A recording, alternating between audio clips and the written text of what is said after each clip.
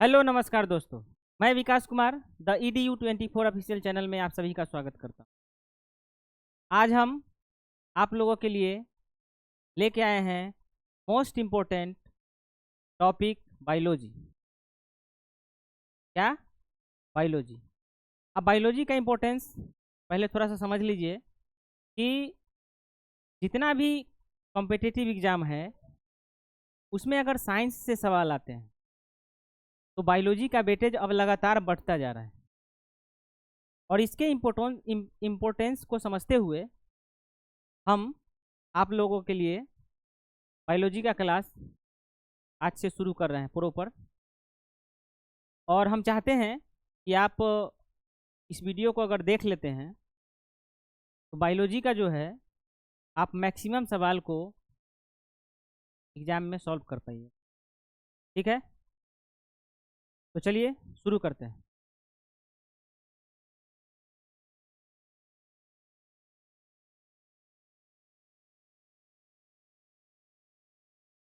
देखिए यहाँ लिखा गया है, जैसा कि हम लोग अभी पढ़ने वाले हैं जीव विज्ञान को यानी बायोलॉजी को, तो थोड़ा बायोलॉजी के बारे में जान लेते हैं। जीव विज्ञान बायोलॉजी जो होता है वो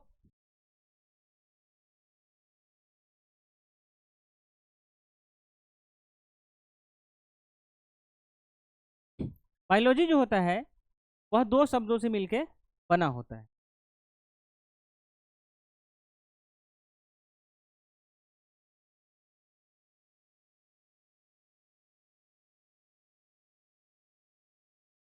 ठीक है, बायोस प्लस लोगस। बायोस प्लस लोगस इसका मतलब होता है जीव। ठीक है, और इसका मतलब होता है अध्ययन।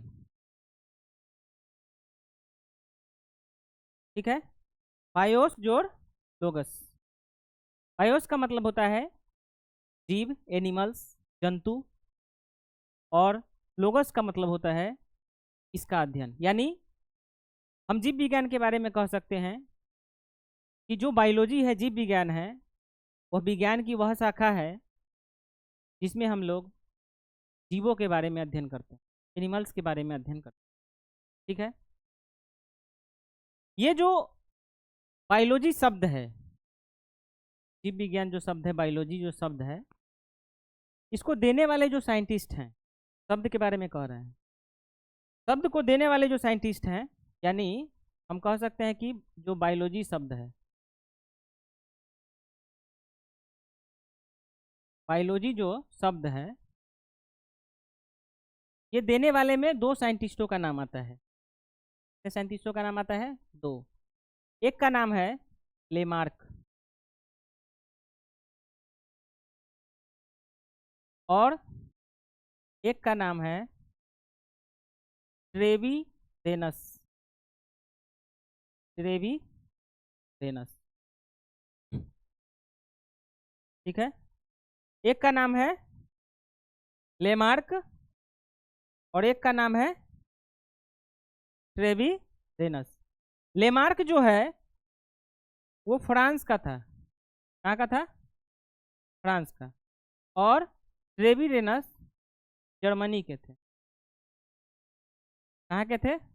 जर्मनी के। तो अगर आपसे परीक्षा में सवाल पूछा जाए कि जीव विज्ञान जो शब्द है, बायोलॉजी जो शब्द है, वो किसने दिया, तो आपको यह याद रखना होगा कि बायोलॉजी जो शब्द है वो लेमार्क और ट्रेविडेनस के द्वारा दिया गया था। ठीक है, और ये लेमार्क जो है वो फ्रांस का रहने वाला है और ट्रेविडेनस जो है वो जर्मनी का रहने वाला है। ठीक है, ये थोड़ा सा इंट्रोडक्शन है बायोलॉजी के बारे में, जीव विज्ञान के बारे में। ठीक है, मेनली हम अभी जो है पढ़ने वाले हैं वो क्या है, यहाँ पे देख सकते हैं आप, जीव विज्ञान का सॉरी जीव प्राणियों का वर्गीकरण, क्लासिफिकेशन ऑफ लिविंग ऑर्गेनिज्म। ठीक है, चलिए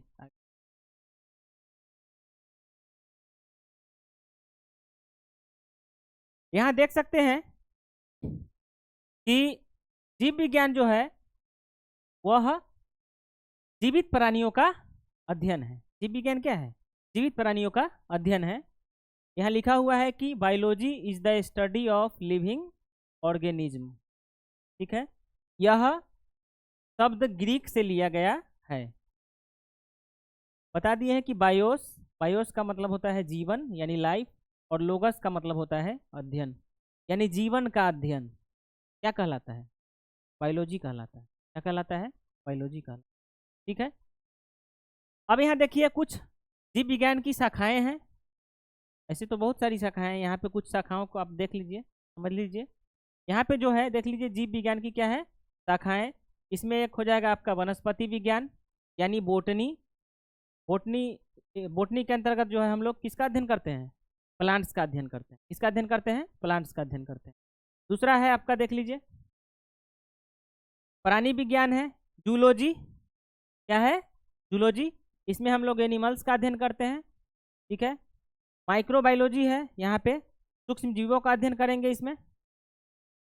ठीक, और अनुवांशिकी की है, अनुवांशिकी के बारे में हम लोग ये आप जेनेटिक्स ये सब जो होता है अनुवांशिकी, माता पिता का गुण जो बच्चों में आता है उसके बारे में इसी में अध्ययन किया जाता है। दूसरा है पारिस्थितिकी, इकोलॉजी इसको बोलते हैं। पर्यावरण से रिलेटेड जो अध्ययन होता है, मानव के बीच क्या संबंध है पर्यावरण का, उसका अध्ययन इसमें हम लोग इकोलॉजी में करने का काम करते हैं। ठीक है, यहाँ पर आप समझ सकते हैं ये जो है आपका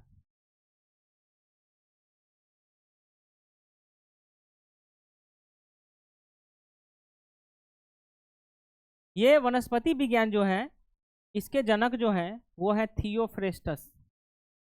थियोफ्रेस्टस,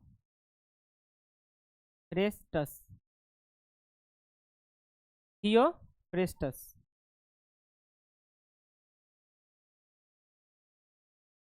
थियोफ्रेस्टस। और ये प्राणी विज्ञान यानी जूलॉजी जो है इसके जनक हो जाएंगे अरस्तु। क्या हो जाएंगे? अरस्तु। यहाँ अगर हम लोग माइक्रोबायोलॉजी की बात करें तो इसका हो जाएगा ल्यूवेन हॉक। Leeuwen hoc. ठीक है, अगर हम इसका बात करें तो ये हो जाएगा Gregor John Mendel. Gregor John Mendel. Gregor John. और पारिस्थितिकी का बात करें तो इसका जो शब्द है ये शब्द दिया गया था अर्नेस्ट हेकल के द्वारा। अर्नेस्ट हेकल के द्वारा। तो ये सब जो आप ये जो लिखा गया है, और अगर इसके बारे में बात करें ये शब्द दिया था कौन?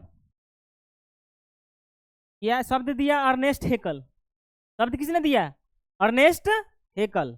ठीक है, लेकिन अगर इसके फादर की बात करें, पिता की बात करें, जनक की बात करें तो वो हो जाएगा हमबोल्ट। कौन हो जाएगा? हमबोल्ट। ठीक है, हमबोल्ट। तो ये सब जो टर्म है यानी नाम है ये ध्यान में रखिएगा, पूछा जाता है परीक्षा में, पूछ देगा कि बोटनी के जनक कौन है, तो थियोफ्रेस्टस, ये ध्यान में रखिएगा। प्राणी विज्ञान यानी जूलॉजी के जनक कौन हो जाएंगे? तो अरस्तु हो जाएंगे। उसके बाद माइक्रोबायोलॉजी के कौन हो जाएंगे? ल्यूवेन हॉक हो जाएंगे। अनुवंशिकी के कौन हो जाएंगे? ग्रेगर जॉन मेंडल हो जाएंगे। और पारिस्थितिकी शब्द जो है वो अर्नेस्ट हेकल दिया है, और इसके जनक जो है वो हमबोल्ट हो जाएंगे। क्या हो जाएंगे? हमबोल्ट। ठीक है, और हम बात कर लेते हैं जीवित प्राणियों की विशेषता। जीवित प्राणियों की विशेषता हम लोग बचपन से पढ़ते आ रहे हैं कि सजीव के लक्षण, कैरेक्टरिस्टिक जो होता है लिविंग थिंग्स का क्या क्या होता है। तो यहाँ जीवित प्राणियों का जो विशेषता पूछा गया है वही बात है, सजीव के क्या क्या लक्षण होते हैं, लिविंग थिंग्स के क्या क्या लक्षण होते हैं, तो वही यहाँ पे दिया गया है, कैरेक्टरिस्टिक्स ऑफ लाइफ। तो जो भी जीवित प्राणी है जिसमें जान है वो ग्रोथ करता है, बढ़ता है। ठीक है, बच्चा जन्म लेता है तो कितना को रहता है? जन्म लेने के बाद वो धीरे धीरे धीरे धीरे धीरे धीरे बड़ा हो जाता है। वो क्या किया? ग्रोथ किया, उसमें शरीर जो है क्या किया? ग्रोथ किया, बढ़ा। ठीक है, और क्या है? आकार में बढ़ोतरी होता है, जनसंख्या में बढ़ोतरी होता है। दूसरा है यहाँ पे देख सकते हैं पोषण। क्या है? पोषण। तो क्या है? पोषण जो है जीवित रहने के लिए क्या चाहिए? पोषण चाहिए। क्या चाहिए? पोषण। और और जीवित रहने के लिए पोषण चाहिए। पोषण हमको किससे मिलेगा? भोजन हम लोग करते हैं ना, तो भोजन जो करते हैं उससे हमको क्या मिलता है? पोषण मिलता है। ठीक है, एनर्जी मिलता है। क्या मिलता है? एनर्जी। ठीक है, नेक्स्ट है, आप देख सकते हैं रेस्पायरेशन। जितने भी जीवित प्राणी हैं, जो भी जीवित प्राणी हैं, वो क्या करते हैं? रेस्पायरेशन करते हैं। रेस्पायरेशन का मतलब सांस लेना छोड़ना, सांस लेना छोड़ना। यह क्या है? कैरेक्टरिस्टिक्स है किसका? जीवित प्राणी। किसका? जीवित प्राणी। आप देख सकते हैं कि रेस्पायरेशन के द्वारा ऊर्जा मुक्त की प्रक्रिया है। यहाँ पे बात करें उत्सर्जन की, किसका बात करें? उत्सर्जन की। तो आपको यह जानकारी है कि जितने भी जीवित प्राणी हैं वह क्या करते हैं? भोजन करते हैं। भोजन से उसको क्या मिलता है? एनर्जी। ठीक है, और कुछ अवशिष्ट पदार्थ भी बनते हैं, वेस्ट मटेरियल्स जिसको बोलते हैं। ठीक है, तो उसको शरीर से बाहर निकालना भी बेहद जरूरी होता है। ठीक है, क्योंकि वह एक जहरीले पदार्थ के रूप में उसको समझ लीजिए। हमारे शरीर में जो एनिमल्स है उसके शरीर में जो यूरिन बनता है, पेशाब बनता है, क्या है? वह वेस्ट मटेरियल्स है। पसीना है, वह भी क्या है? वेस्ट मटेरियल्स है। तो ये सब कुछ ऐसे मटेरियल्स हैं जिसको शरीर के बाहर, स्टूल, ठीक है, वो क्या है? वेस्ट मटेरियल्स है। इसको हम शरीर से बाहर निकालना बेहद ज़रूरी होता है। और जिस प्रक्रिया द्वारा हम इसको शरीर से बाहर निकालते हैं उस प्रक्रिया को हम लोग उत्सर्जन के नाम से जानते हैं। क्या नाम से जानते हैं? उत्सर्जन की। यानी शरीर से वेस्ट पदार्थ को बाहर करना, शरीर से बेकार पदार्थ को बाहर करना उत्सर्जन कहलाता है। क्या कहलाता है? उत्सर्जन कहलाता है। एक्सक्रेशन क्या है? एक्सक्रेशन। देख लीजिए यहाँ पे, अवशिष्ट निष्कासन। अवशिष्ट का मतलब हो गया वेस्ट मटेरियल, बेकार का पदार्थ। ऐसा पदार्थ, बेकार का पदार्थ, और इसको क्या कर रहे हैं हम लोग? निष्कासन कर रहे हैं। तो यही आपका क्या हो जाएगा? उत्सर्जन हो जाएगा। क्या हो जाएगा? उत्सर्जन हो जाएगा। ठीक है, नेक्स्ट आप देख सकते हैं प्रजनन। क्या है? प्रजनन। जितने भी जीवित प्राणी हैं वो क्या करते हैं? निरंतरता लाने के लिए जनसंख्या में वृद्धि करते हैं, प्रजनन करते हैं, अपने जैसा संतान उत्पन्न करते हैं। ठीक है, ताकि जो ये जनसंख्या है में कमी नहीं हो, लगातार जनसंख्या बढ़ते रहे, अपने जैसा संतान, नया संतान। पेड़ पौधे भी करते हैं और जीव जंतु भी करते हैं। तो ये हो गया आपका प्रजनन। क्या लिखा हुआ है? नई संतान उत्पन्न करना, producing of springs, producing of springs. संवेदनशीलता, जितने भी लिविंग थिंग्स है उसमें संवेदनशीलता होता है। संवेदनशीलता का मतलब क्या है? एक आप यहाँ पे शब्द लिखा हुआ है उद्दीपन, और फिर है रिस्पॉन्स। उद्दीपन क्या होता है? जो आपको किसी चीज के बारे में रिस्पॉन्स करने पर मजबूर कर। ठीक है, अब जैसे क्या होता है कि आप किसी लड़की को देख लिए, या कोई ऐसा चीज आप देख लिए जो आपको आकर्षित कर रहा है। ठीक है, होता है ना कि लोग रसगुल्ला को देखता है मुंह में पानी आ जाता है। वो रसगुल्ला क्या किया? आपको स्टिमुलेट किया, और आपका रिस्पॉन्स क्या हुआ? कि मुंह से पानी आ गया। अचार देखते लोगों के मुंह में पानी आ जाता है। अचार देखते लोगों को मुंह में पानी आ जाता है। कैसे? अचार जो है वो क्या किया? आपको उद्दीपन के काम किया, आपको स्टिमुलेट किया, और आप क्या किए? मुंह से लार टपकाने लगे। लार जो टपका वो रिस्पॉन्स हो गया, और उद्दीपक हो गया आपका कौन?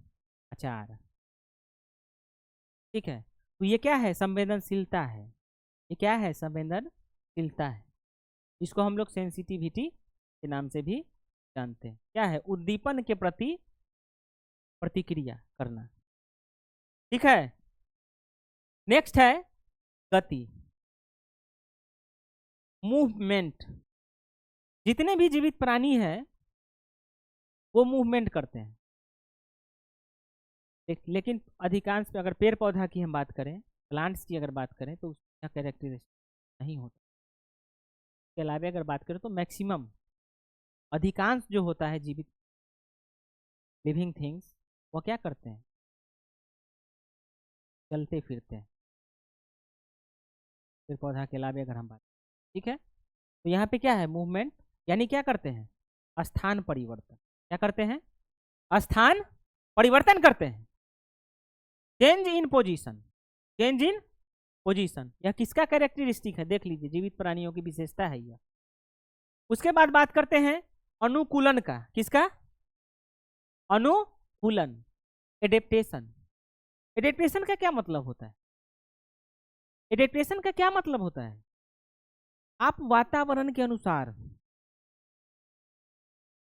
अकॉर्डिंग टू इन्वायरमेंट, वातावरण के अनुसार यदि आप अपने आप को ढाल लेते हैं, वही होता है अनुकूलन, एडेप्टेशन।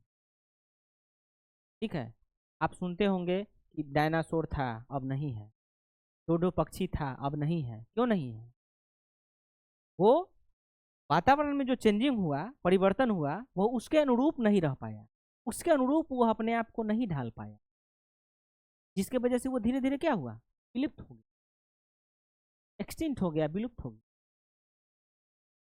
अगर ढाल लेता वो अपने आप को वातावरण के अनुसार, जैसा वातावरण उसके सामने है उसके अनुसार अगर वो ढल जाता, तो अपने आप को अनुकूलित कर लेता, एडेप्टेशन, और वातावरण में वह जीवित रहता।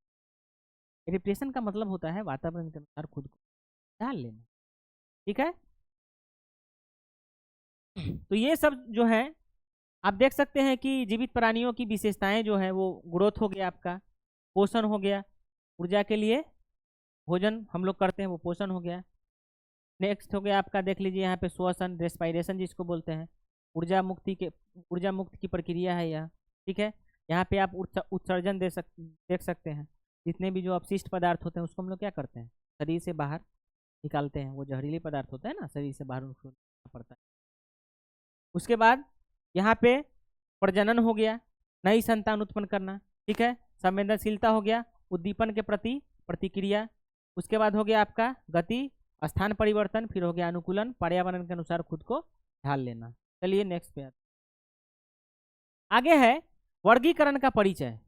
वर्गीकरण का परिचय, हम वर्गीकरण क्यों करते हैं, आपके मन में यह सवाल उठना चाहिए कि वर्गीकरण क्यों करते हैं।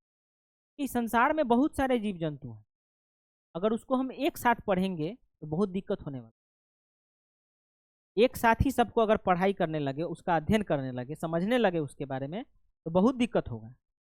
ठीक है, तो उसको सुव्यवस्थित रूप से हमको अध्ययन करने के लिए उसको क्या होता है, ग्रुप बाय ग्रुप बांट दिया जाता, वर्गीकृत कर दिया जाता। इसीलिए हमको जरूरी पड़ता है किसका, वर्गीकरण का। यहाँ क्या लिखा हुआ है कि वर्गीकरण क्यों आवश्यक है, Y classification is necessary.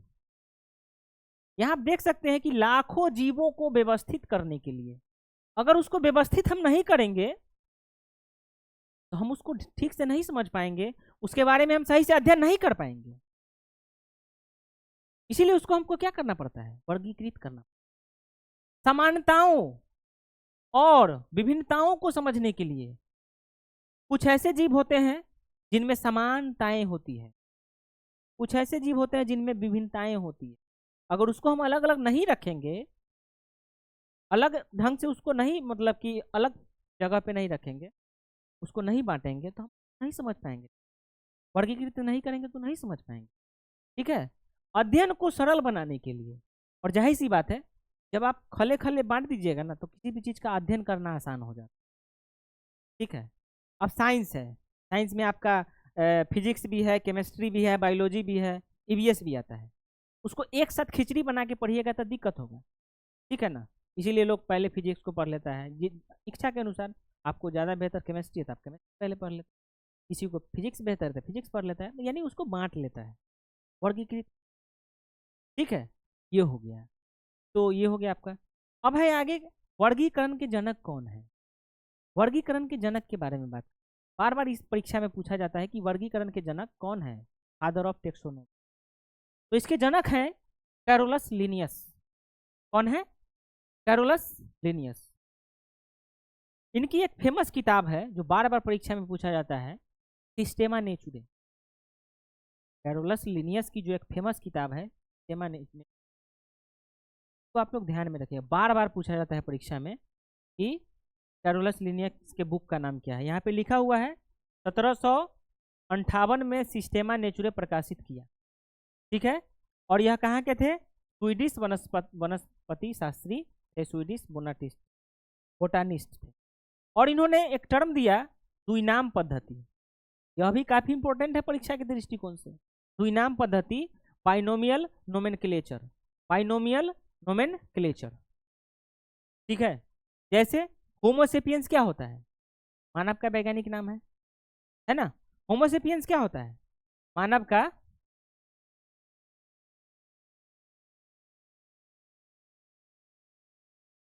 Homo sapiens क्या होता है? मानव का वैज्ञानिक नाम होता है। अब देख लीजिए, इसमें दो शब्द है ना, एक है होमो, क्या है? होमो, और दूसरा है सेपियंस। तो होमो यही है द्विनाम पद्धति। इसमें देखिए, एगो ई नाम हो गया और एगो ई नाम हो गया, तो दो नाम नहीं हो गया, होमो और सेपियंस, यही हुआ द्विनाम पद्धति। द्विनाम पद्धति, इसमें जो ये होता है इसको हम लोग वंश कहते हैं। क्या कहते हैं? वंश, यानी जीनस। जीनस क्या कहते हैं? जीनस। और इसको बोलते हैं जाति। क्या बोलते हैं? जाति। स्पेसीज क्या बोलते हैं? स्पेसीज क्या बोलते हैं? स्पेसीज। यह भी परीक्षा में पूछा जाता है कि जो कैरोलस लिनियस के अनुसार द्विनाम पद्धति दिया गया, कैरोलस लिनियस के अनुसार जो द्विनाम पद्धति दिया गया, उसमें पहला शब्द क्या होता है? उसमें पहला शब्द क्या होता है? तो पहला शब्द क्या होता है? जीनस, यानी वंश। ध्यान में रखिएगा, बहुत इंपॉर्टेंट है, बार बार पूछा जाता है परीक्षा में। वंश, और दूसरा क्या हो जाएगा? जाति, ठीक है। चलिए आगे बढ़ते हैं। यहाँ देख लीजिए, द्विनाम पद्धति वही जो हम बताए हैं। नियम जो है दो शब्दों से बना होता है, ठीक है। पहला शब्द वंश है, यहाँ जो हम बताए हैं, पहला शब्द वंश है। दूसरा शब्द क्या है? जाति है, स्पेसीज है, ठीक है। और यहाँ पे लैटिन भाषा में लिखा जाता है और इटैलिक में छापा जाता है, ठीक है। दूसरा है, आप देख सकते हैं एग्जाम्पल के रूप में, होमोसेपियंस मनुष्य का वैज्ञानिक नाम, मैग्नीफेरा इंडिका आम का, ये मैग्नीफेरा क्या हो जाएगा? वंश हो जाएगा, और ये क्या हो जाएगा? जाति हो जाएगा, ठीक है। यहाँ पे केनिस फेमिलियरीज, यहाँ पे फेलिस कैटस।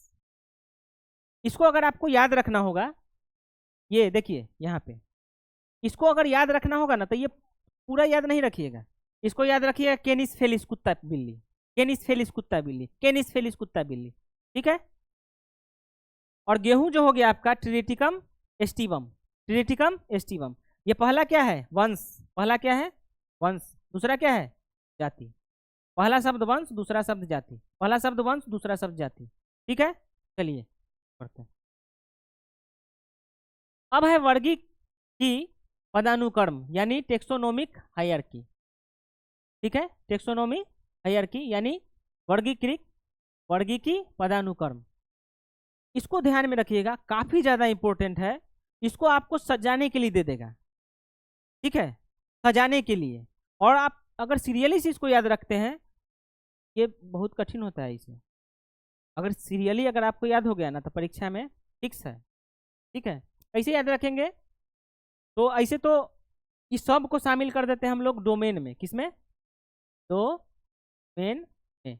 यहाँ डोमेन नहीं है, लेकिन ध्यान में रखिएगा, domain kingdom phylum class order family genus species. Domain kingdom phylum class order family genus species. Domain kingdom phylum class order family genus species, ये आपका सीरियल ही है। दो चार बार बोलिएगा ना, तो धक से नहीं याद हो जाएगा, धक सी ना, ठीक है। डोमेन किंगडम देखिए यहाँ, domain kingdom phylum class order, order family genus species, ये सबसे छोटा हो गया, उससे बड़ा ये होता है, फिर इससे बड़ा ये, इससे बड़ा ये, सबसे बड़ा ये डोमेन आता है। Domain kingdom phylum class order family genus species, ठीक है। चलिए ये ध्यान में रखिएगा, काफी ज्यादा इंपॉर्टेंट है, सजाने के लिए आपको मिल जाता है। चलिए नेक्स्ट पे आते हैं। अब है 5 जगत वर्गीकरण। 5 जगत वर्गीकरण यानी 5 किंगडम क्लासिफिकेशन, इसके बारे में समझ लेते हैं। देखिए, एक साइंटिस्ट हुए, वैज्ञानिक हुए, जिनका नाम था R.H. विटेकर। क्या नाम था? RH जेकर। इन्होंने 1969 में ये बताया कि इसे जितने भी जीव जंतु हैं तो कितना भाग में बांट दिया, 5 भाग। कितना भाग में बांट दिया, 5 भागों में इनके अनुसार। ठीक है, तो यही दिया गया है कि 5 जगत वर्गीकरण यानी 5 किंगडम क्लासिफिकेशन किसने दिया, RH विटेकर। मोस्ट VVI लिख लीजिएगा, VVI मोस्ट इंपोर्टेंट है ये VVI, समझिए। बार बार पूछा जाता है कि जंतु को 5 जगत में किसने बांटा था, तो RH विटेकर ने बांटा। ठीक है, ये 1900 इसने जो मतलब कि जंतुओं को 5 भागों में बांटा, उसका नाम जो है याद रखिएगा, Monera protista fungi Plantae animalia. Monera protista fungi Plantae animalia. देखिए 2-4 बार बोलिएगा ना तो ऐसे ही बोलिएगा, Monera protista fungi Plantae animalia. ये 5 जगत है। ठीक है, इसका आप देख सकते हैं, यहाँ लिखा हुआ है मोनेरा, फिर लिखा हुआ है प्रोटिस्टा, फिर लिखा हुआ है फंजाई, फिर लिखा हुआ है प्लांटी, फिर एनिमेलिया। ठीक है, और इसका एग्जाम्पल तो मोस्ट इंपोर्टेंट है, बार बार पूछा जाएगा कि हाँ मोनेरा का एग्जाम्पल कौन है निम्नलिखित में, प्रोटिस्टा का एग्जाम्पल कौन है निम्नलिखित में। एग्जाम्पल देख लीजिए पहले, यहाँ पे कौन कौन आते हैं, तो एक कोशिकीय जीव आएंगे जिनका बॉडी जो है सिर्फ एक कोशिका का बना होता है, यूनिसेलुलर। और यूनिसेलुलर जो होता है वो प्रोकैरियोटिक होता है। क्या होता है, प्रोकैरियोटिक। और उदाहरण के तौर पे अगर हम बात करें तो आप देख सकते हैं बैक्टीरिया। क्या है, बैक्टीरिया। ये आपका किसका एग्जाम्पल हो जाएगा, मोनेरा का। सेकेंड में अगर आते हैं हम लोग प्रोटिस्टा, तो प्रोटिस्टा में आप देख सकते हैं इसमें भी एक कोशिकीय जीव आता है, लेकिन ये आपको क्या है, यूकैरियोटिक है। क्या है, यूकैरियोटिक है। उदाहरण के तौर पे अगर हम लोग बात करें तो अमीबा। क्या है, अमीबा और पैरामीशियम। अमीबा और पैरामीशियम किसके एग्जाम्पल हो जाएंगे, प्रोटिस्टा के। किसके एग्जाम्पल हो जाएंगे, प्रोटिस्टा के। ठीक है, नेक्स्ट पे अगर आते हैं हम लोग तो कवक की बात करें, फंजाई कवक। ये होता है आपका विषमपोषी। क्या होता है, विषमपोषी का मतलब जो खुद से भोजन नहीं बनाता है, जो प्रकाश संश्लेषण नहीं कर पाता है, उसको विषमपोषी कहते हैं। यानी अपने भोजन के लिए इस पे जीवित रहे, मतलब निर्भर रहेगा दूसरे। बीजाणु द्वारा प्रजनन होता है इसमें। उदाहरण के तौर पे अगर देखें तो मशरूम और ईस्ट। मशरूम और ईस्ट किसके एग्जाम्पल हो जाएंगे, कवक के। प्लांटी की अगर बात करें तो प्लांटी में पादप आता है। ये बहुकोशिकीय होता है। बहुकोशिकीय का मतलब मल्टीसेलुलर, एक से ज़्यादा कोशिका वाला। ठीक है, और यह बीजाणु ये स्वपोषी होते हैं। जानबे करते हैं कि जितना भी पौधा होता है वो क्या होता है, स्वपोषी होता है, यानी फोटोसिंथेसिस क्या वो कर लेता है, अपना भोजन बना लेता है। ठीक है, और उदाहरण की बात करें तो सभी पौधे हो जाएंगे। अब यहाँ देख लीजिए एनिमेलिया। एनिमेलिया में आप देख सकते हैं कि यह भी बहुकोशिकीय होता है, विषमपोषी होता है। विषमपोषी का मतलब जो अपना भोजन स्वयं नहीं बनाता है, पेड़ पौधे पे रहता है, दूसरे जंतु पे निर्भर रहता है। उदाहरण के तौर पे अगर हम लोग बात करें तो सभी जानवर जितने भी एनिमल्स हैं सब किस में आ जाएंगे, एनिमेलिया में। ठीक है, चलिए नेक्स्ट पे। अब बारी बारी से उसको देखने का प्रयास करते हैं। जो RH विटेकर साहब हैं, जो कितने भाग में बांटे थे, 5 भागों में बांटे थे, Monera protista fungi Plantae animalia. Monera protista fungi Plantae animalia. तो उसमें आपका पहला है मोनेरा। क्या है, मोनेरा। तो मोनेरा को समझने का प्रयास करते हैं, इसकी क्या विशेषताएं हैं वो देख लेते हैं। तो ये सबसे आदिम जीव है, मतलब पुराना है, प्राइमिटिव है इसको बोलते हैं। ठीक है, प्रोकैरियोटिक कोशिका होता है लेकिन इसमें केंद्रक नहीं होता है। यानी समझिएगा कि केंद्रक अविकसित समझिए, उसके चारों तरफ, केंद्र के चारों तरफ का जो झिल्ली होता है वो होबे नहीं करता है, तो केंद्रक विकसित नहीं हुआ, उसको बांध के रखने फैलल रहता है। ठीक है, तो इसमें जो है केंद्रक लगभग नहीं होता है। एक कोशिकीय जीव, कोशिका भित्ति उपस्थित होता है। कोशिका भित्ति इसमें उपस्थित होता है, किसमें, मोनेरा में। और ये स्वपोषी या परपोषी हो सकते हैं। स्वपोषी या परपोषी हो सकते हैं। स्वपोषी का मतलब क्या, खुद से भोजन बनाने वाला, या परपोषी दूसरे पे निर्भर रहने वाला, ऑटोट्रॉपिक या हेट्रोट्रॉपिक। उदाहरण के तौर पे अगर बात करें तो बैक्टीरिया देख लीजिए, किसका है, मोनेरा का। ई कोलाई जो सूक्ष्मजीव होता है वो आपको आंत में मिलेगा। कहाँ मिलता है? आंत में, इंटेस्टाइन में मिलता है। ये गुड बैक्टीरिया है। बैक्टीरिया भी दो तरह के होते हैं, एक बैड बैक्टीरिया और एक गुड बैक्टीरिया। जो हानिकारक है वो बैड है, जो हमारे लिए क्या बोलते हैं कि लाभ पहुंचाता है वो गुड है। जैसे आप लैक्टोबैसिलस का नाम सुने हो, सही जमाने में उसका हेल्प होता है, वो क्या है हमारे लिए? गुड है। ई कोलाई जो है वह आंत में मिलता है, यह भी हमारे लिए क्या है? पॉजिटिव है, तो ये गुड है। इसको, ये आपको मिलता है आंत में। कहाँ मिलता है? आंत में, ठीक है। और साल्मोनेला टाइफी की अगर हम लोग बात करें, लैक्टोबैसिलस लैक्टोबैसिलस तो बता ही दिए हैं कि गुड बैक्टीरिया है, दही जमाने में उसका हेल्प होता है, ठीक है। अगर हम बात करें गुड बैक्टीरिया की, किस बैक्टीरिया की? गुड बैक्टीरिया की। तो गुड बैक्टीरिया में आपका आ जाएगा ये ई कोलाई तो ही है, लैक्टोबैसिलस, लैक्टोबैसी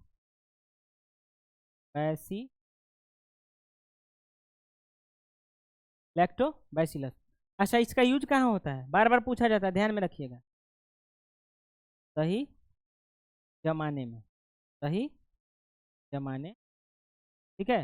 ये गुड बैक्टीरिया होगा। अब बैड बैक्टीरिया देख लीजिए, साल्मोनेला टाइफी। ये क्या है? बैड है। साल्मोनेला टाइफी, टाइफाइड जो हो जाता है, टाइफाइड बुखार जो होता है वो किसके कारण होता है? साल्मोनेला टाइफी के कारण। तो आप यहाँ ये लिख सकते हैं, टाइफाइड,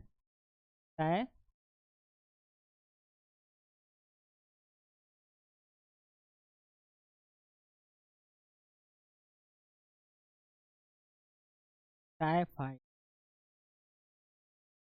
ठीक है। ये साल्मोनेला टाइफी के कारण होता है। लैक्टोबैसिलस तो बता ही दिए, दूध से दही जमाने में। उसके बाद यहाँ पे कुछ उदाहरण और देख लीजिए। नील हरित शैवाल, जिसको ब्लू ग्रीन अलगी कहते हैं, ब्लू ग्रीन अल्गिन कहते हैं। इसमें जो है साइनोबैक्टीरिया आता है। क्या आता है? साइनोबैक्टीरिया, ठीक है। उसके बाद अगर बात करें माइकोप्लाज्मा, दुनिया का सबसे छोटा कोशिका कह सकते हैं। दुनिया का सबसे छोटा कोशिका कौन है? माइकोप्लाज्मा। तो ये सब क्या है? ये सब आपको मोनेरा के एग्जाम्पल हैं, ठीक है। नेक्स्ट पे आते हैं। अब है प्रोटिस्टा। मोनेरा देख लिया, प्रोटिस्टा आप देख लेते हैं। प्रोटिस्टा में आप देख सकते हैं इसकी विशेषता की अगर बात करें तो यह यूकैरियोटिक कोशिका है, ठीक है। और मुख्यतः एक कोशिकीय कोशिका होता है। इसमें जलीय वातावरण में पाए जाते हैं, जहाँ जल मिलेगा वहाँ मिलेगा ये आपका प्रोटिस्टा। और इसमें चलने के लिए सिलिया फिलेजिला होता है, धागा मतलब कि पतला पतला रेशा की तरह सिलिया फिलेजिला इसमें देखने को मिलता है। सिलिया फिलेजिला के द्वारा प्रोटिस्टा में जो भी आते हैं एग्जाम्पल के रूप में, जैसे प्रोटोजोआ में अमीबा है, पैरामीशियम है, यहाँ देख सकते हैं। उसको चलने के लिए पतला पतला रेशा जैसा उसको सिलिया फिलेजिला बोलते हैं, धागे नुमा रहता है, पतला मिलता है। उदाहरण के तौर पे अगर हम बात करें यहाँ पे तो देख सकते हैं आप, प्रोटोजोआ है। क्या है? प्रोटोजोआ में ये सब है, अमीबा है, पैरामीशियम है, यूग्लिना है, प्लाज्मोडियम है, मलेरिया कारक है, ठीक है। तो ये प्लाज्मोडियम जो होता है ना, इसी के कारण क्या होता है? मलेरिया। क्या होता है? मलेरिया। और यूग्लिना जो होता है, इसको हम लोग, यूग्लिना जो है, उसके बाद आप देख सकते हैं यहाँ पैरामीशियम। ये सब एग्जाम्पल जो है, या अमीबा के, अमीबा देख सकते हैं, ये सब एक कोशिका, अमीबा तो एक कोशिकीय है, ये प्रोटोजोआ के अंतर्गत आते हैं। और इसका ये किसका एग्जाम्पल है? प्रोटिस्टा का एग्जाम्पल है। इसमें आप शैवाल में देख सकते हैं, तो शैवाल में डायटम है, स्पाइरोगाइरा है, क्लेमाइडोमोनास है। ये शैवाल है। एग्जाम्पल किसका है? मतलब ये शैवाल इसी का एग्जाम्पल है, प्रोटिस्टा का। प्रोटोजोआ इसी का एग्जाम्पल है। लेकिन प्रोटोजोआ में कौन कौन है? अमीबा, पैरामीशियम, यूग्लिना, प्लाज्मोडियम, ठीक है। और शैवाल में डायटम, स्पाइरोगाइरा, क्लेमाइडोमोनास। अब देखिए, कभी कभी आपको छांटने के लिए भी कह देता है कि निम्नलिखित में कौन शैवाल नहीं है, कौन शैवाल नहीं है। तो ये याद रखिएगा, मेन शैवाल का एग्जाम्पल डायटम, स्पाइरोगाइरा, क्लेमाइडोमोनास, तो आप छांट सकते हैं। प्रोटोजोआ के बारे में कहेगा तो ये सब याद रखिएगा। ये सब किसका एग्जाम्पल है? प्रोटिस्टा का एग्जाम्पल है, ठीक है। चलिए, अब कवक जगत के बारे में बात करते हैं। तो इसकी विशेषता आप देख सकते हैं, यूकैरियोटिक, विषमपोषी, मृतजीवी या परजीवी। दूसरा जीव जो मर जाता है तो उसके द्वारा पोषण प्राप्त करता है या दूसरे पर निर्भर। इसकी कोशिका भित्ति जो होती है काइटिन की बनी होती है। मोस्ट इंपोर्टेंट, वीवीआई लिखिएगा, ठीक है, वीवीआई। कवक की जो कोशिका भित्ति होती है वो किसका बना होता है? काइटिन का बना होता है। बहुत बार परीक्षा में पूछा, कवक का कोशिका भित्ति किसका बना होता है? काइटिन का बना होता है। ठीक है। बीजाणु द्वारा प्रजनन इसमें होता है। उदाहरण के तौर पे अगर हम लोग बात करें तो आप देख सकते हैं उदाहरण में ईस्ट है, मशरूम है, पेनिसिलियम है, म्यूकर है। ठीक है। ईस्ट है, मशरूम है, पेनिसिलियम है, म्यूकर है, ये सब किसका उदाहरण है? कवक का उदाहरण। ठीक है। और ये सब का यूज भी है, एंटीबायोटिक के रूप में पेनिसिलिन का यूज करते हैं हम लोग।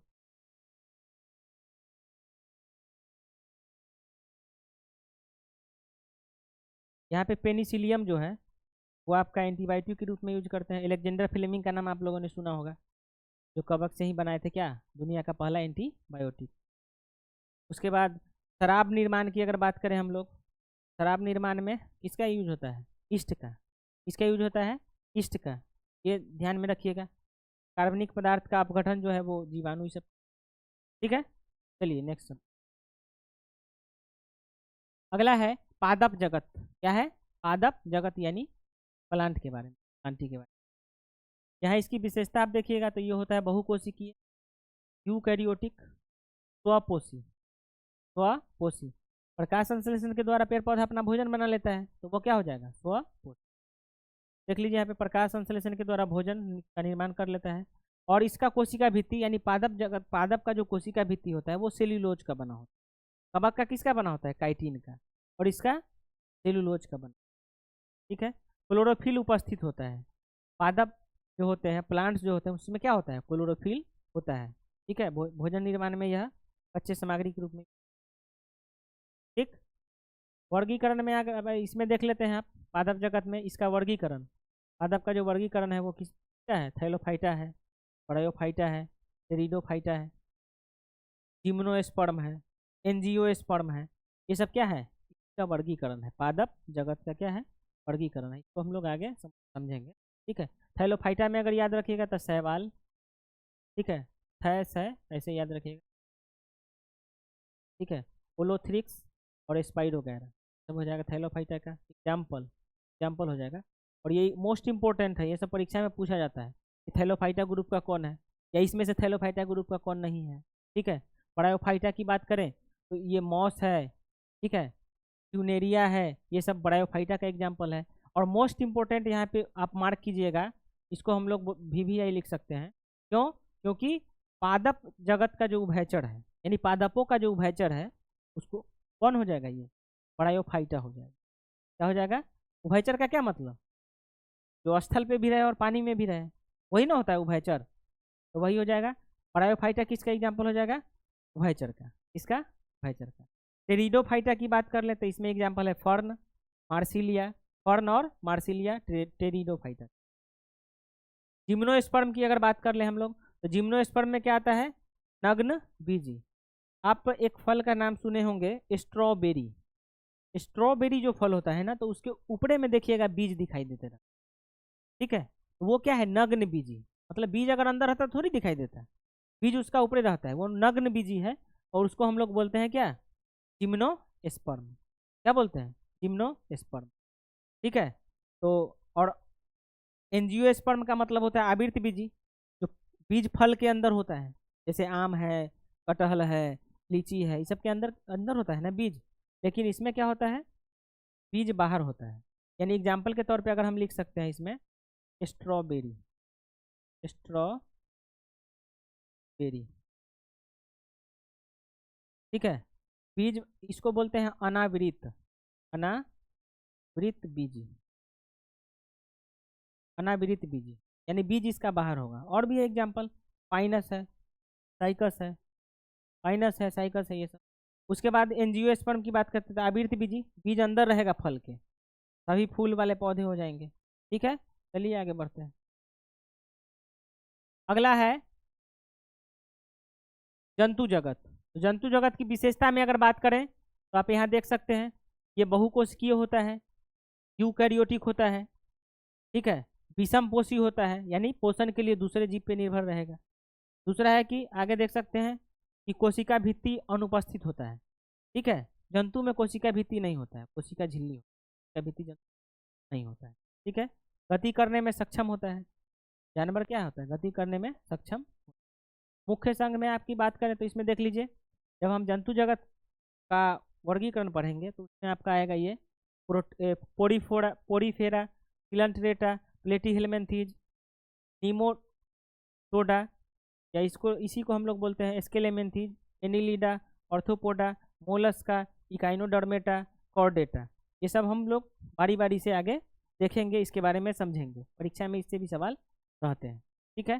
पोरीफोरा में स्पंज है, फिर आपका सिलेंट्रेटा में जेली फिश हाइड्रा आ जाएगा, प्लेटीहेलमिन्थीज में चपटे कृमि आ जाएगा, नीमाटोडा में आपका गोल कृमि आ जाएगा, एनिलिडा में केचुआ आ जाएगा, ऑर्थोपोडा में कीट मकड़ी झींगा।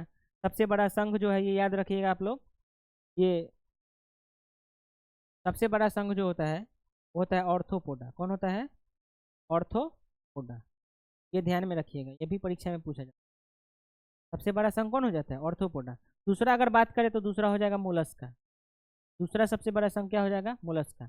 इसमें 10 लाख के आसपास कीड़े मकोड़े मतलब कि जीव जंतु का अध्ययन होता है, 10 लाख के 8 लाख के आसपास। इकाइनोडर्मेटा है तो इसका तारमीन हो जाएगा, स्टारफिश।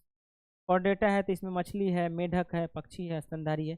कॉर्डेटा में ही मतलब कि मानव आता है, कौन सा है, कॉर्डेटा में ही। ठीक है, चलिए नेक्स्ट पे। अगला है परीक्षा के लिए महत्वपूर्ण बिंदु। ठीक है, प्रोकैरियोटिक और यूकैरियोटिक। तो प्रोकैरियोटिक यूकैरियोटिक हो गया, यहाँ पे है सबसे छोटा जीव, पदार्थों पादपों के उभयचर। तो यहाँ पे प्रोकैरियोटिक में जो है वो क्या होता है, केंद्रक नहीं होता है, और यूकैरियोटिक में केंद्रक होता है। ये ध्यान में रखिएगा, अंतर स्वरूप। ठीक है, और यहाँ देख सकते हैं आप सबसे छोटा जीव या सबसे छोटी कोशिका भी हम कह सकते हैं, इसको बोलते हैं माइकोप्लाज्मा। सबसे बड़ा कोशिका किसका होता है, शुतुरमुर्ग के अंडे का। ठीक है, ऑस्ट्रिच जिसको बोलते हैं। और यहाँ सबसे छोटा कोशिका का बात करेगा तो माइकोप्लाज्मा हो गया। ठीक है, और पादपों के उभयचर के रूप में अगर बात करें तो ब्रायोफाइटा, ब्रायोफाइटा ये पादप का उभयचर कहलाता है। अगर बात करें यहाँ पे सबसे बड़ा संघ, देख सकते हैं आप सबसे बड़ा संघ, तो सबसे बड़ा संघ कौन हो जाएगा, ऑर्थोपोडा। 10 लाख के आसपास इसमें जो इंसेक्ट होता है, कीड़ा, इसमें मुख्य रूप से कीड़ा मकोड़ा जो होता है ना, कीट पतंग, उसी का अध्ययन इसमें किया जाता है। ये सबसे बड़ा है। दूसरा सबसे बड़ा कहेगा तो मोलस्का, याद रखिए 8 लाख के। ठीक है, और यहाँ पे जिम्नोस्पर्म की बात करें तो जो अनावृत बीजी होता है, मतलब जिसके बीज बाहर होते हैं, जैसे स्ट्रॉबेरी के बारे में हमने बताया, उस फल को देखिएगा तो बाहर से बीज दिखाई देगा, वो हो जाएगा जिम्नोस्पर्म। और बीज जिसके अंदर होते हैं वो होता है एंजियोस्पर्म। ठीक है, जैसे आम है, कटहल है, बड़ा ये। ठीक है, ये आपका हो जाएगा जिम्नोस्पर्म। और यहाँ है आपका मलेरिया का कारक। ठीक है, तो मलेरिया जो है वो प्लाज्मोडियम से होता है, प्लाज्मोडियम नाम के प्रोटोजोआ से। ठीक है, मलेरिया। तो चलिए नेक्स्ट पे आते हैं। अब यहाँ सारांश की बात करते हैं। तो जीव विज्ञान क्या होता है, जीवों का अध्ययन होता है, जीवन का अध्ययन होता है। ठीक है, वर्गीकरण के जनक के रूप में किसको माना जाता है, तो कैरोलस लिनियस। इसने एक बुक लिखा जिसका नाम था सिस्टेमा नेचुरे, रखिएगा 1758 में। दूसरा है कि कैरोलस लिनियस ही महोदय जो थे वो द्विनाम पद्धति दिए थे। द्विनाम पद्धति जिसमें पहला शब्द जो होता है वो वंश होता है और दूसरा शब्द क्या होता है, जाति। पहला वंश और दूसरा जाति। ठीक है, ये हो जाएगा द्विनाम पद्धति। किसने दिया, तो कैरोलस लिनियस ही दिए। और जंतु जगत को 5 भागों में बांटने का काम किया, Monera, protista, fungi, Plantae, animalia. Monera, protista, fungi, Plantae, animalia. तो उसके कौन हो जाएंगे, RH विटेकर हो जाएंगे। ठीक है, 1969 में इन्होंने किया। तो बेस्ट ऑफ लक, फिर आपसे हम मिलेंगे नेक्स्ट क्लास में। ठीक है, धन्यवाद।